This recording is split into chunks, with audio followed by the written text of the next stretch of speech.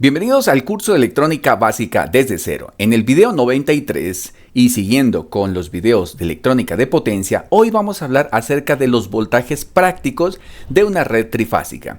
En este video vamos a mirar las mediciones, los cálculos, algo muy sencillo y demostrativo de cómo funcionan las redes residenciales y las redes de manera industrial cuando vamos a conectar motores. En este caso tenemos una red que ya la había explicado en un tutorial anterior acerca de las conexiones de baja tensión. Aquí tengo dos ejemplos simplemente para recapitular y con otra imagen un poco más diciente respecto al tema. Tenemos transformadores de baja tensión de tres conexiones llamado X1, X2 y X3, donde tenemos una red que vemos de este estilo, como este dibujo, que se conoce como las redes monofásicas. Si bien tiene dos fases, al sumarlas no significa que tengamos una red bifásica. Por el contrario, sigue siendo un punto de referente, como decir el neutro, y el otro es la fase. Lo único que se hace es sumar algebraicamente la red de, por ejemplo, para este caso, 120 neutro línea, o 120 neutro y la otra línea, o línea a línea sería la suma algebraica, que para este caso sería 240 voltios. ¿Por qué se da eso? En el tutorial primero, creo que fue el 90-91, estuvimos hablando del por qué se daba eso. En resumen, simplemente por la distribución del transformador. Ahora le voy a hacer un pequeño resumen. Y acá tenemos el transformador de 4 líneas. Este tipo de transformadores son los que realmente nos dan señales bifásicas o trifásicas. Para este ejemplo, tengo acá la red que vemos y ya habíamos dicho también en otro tutorial que tenemos lo que corresponde a neutro fase se llama voltaje de fase y lo que es voltaje fase-fase se llama voltaje de línea. En este ejemplo, tenemos un voltaje muy típico que es el voltaje de 127 voltios. Y tenemos normalmente voltajes de 110, 115, 120, 125 y 127. En pocas palabras, entre 110 a 127 voltios es lo típico que vas a encontrar en muchos países. Obviamente otros países van a trabajar no voltajes de 120, sino de 220 voltios. En este caso, si tú tienes un voltaje de neutro línea 127 con cualquiera de las líneas, como lo vemos aquí, este es el voltaje de neutro fase. Y si hablamos de voltaje línea, pues estamos hablando de voltajes de 220, que también ya lo explicamos en otro video. Pero aquí vemos de forma resumida cómo tenemos 4 hilos y 3 hilos. Hay mucha diferencia en este tipo de líneas. Así que si tú vas a conectar un equipo como un motor, tienes que ver que realmente sea un sistema bifásico, por ejemplo, para un variador, o trifásico, por ejemplo, para conexión directa de un motor. Ahora miremos como la conexión trifásica como tal versus la alimentación monofásica. Esto también ya lo había explicado, solamente lo voy a pasar muy por encima. Tenemos un transformador y tenemos 3 bobinas, las cuales están en un punto neutro en común, pero la salida de cada bobina es independiente, por lo cual tengo diferentes fases a la salida. En este caso, como las fases están, por decir así, alimentadas del mismo transformador, pero sus salidas son independientes, en el momento en que yo trate de medir con un osciloscopio, por ejemplo, entre X1 y X2, pues me va a dar un desfase. Y si yo mido entre X2 y X3, pues también me va a dar otro desfase, o entre X1 y X3 un desfase. A este tipo de transformadores son los conocidos como trifásicos y sí existe un desfase entre sus líneas. En cambio, en el transformador convencional, si se dan cuenta, pertenece a la misma bobina y solamente lo único que hicieron fue sacar un tap central. Es por eso que solamente tenemos la suma algebraica de sus voltajes. En resumen, lo que tenemos es este tipo de transformadores que hoy en día se han vuelto muy populares en las redes domiciliarias.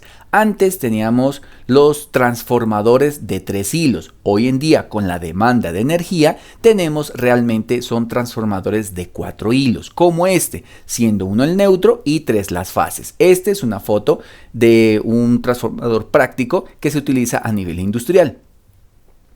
En la parte práctica puedo determinar en una misma red que efectivamente puedo considerar lo que son monofásico, bifásico y trifásico. Aquí podemos ver a la izquierda un tomacorriente, en este caso monofásico, que tiene fase, neutro y tierra. Y para este ejemplo, en el momento exacto en que yo medí, me daba 116.1 voltios. Y al lado había un tomacorriente, en teoría, bifásico.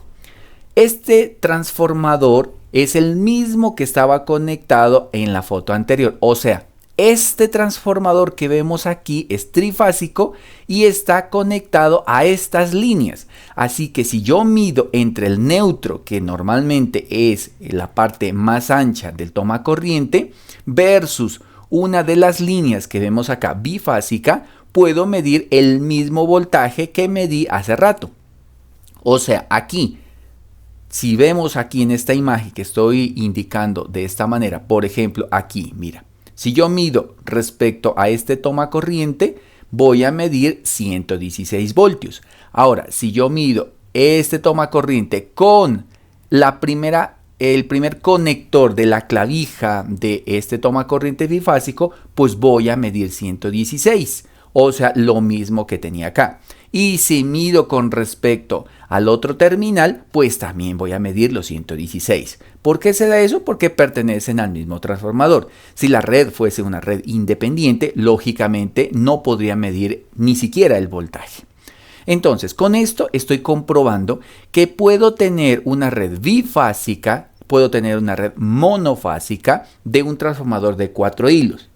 Si nos vamos, por ejemplo, al voltaje bifásico, aquí sí es bifásico. ¿Cómo sale? Nosotros medimos en la parte anterior 116 voltios. Míralo aquí, 116.1 por raíz de 3. ¿Por qué por raíz de 3? Porque este cálculo nace de una solución de una parte algebraica, trigonométrica, con un triángulo, por ser más específico. Si gustan lo podemos demostrar en otro tutorial.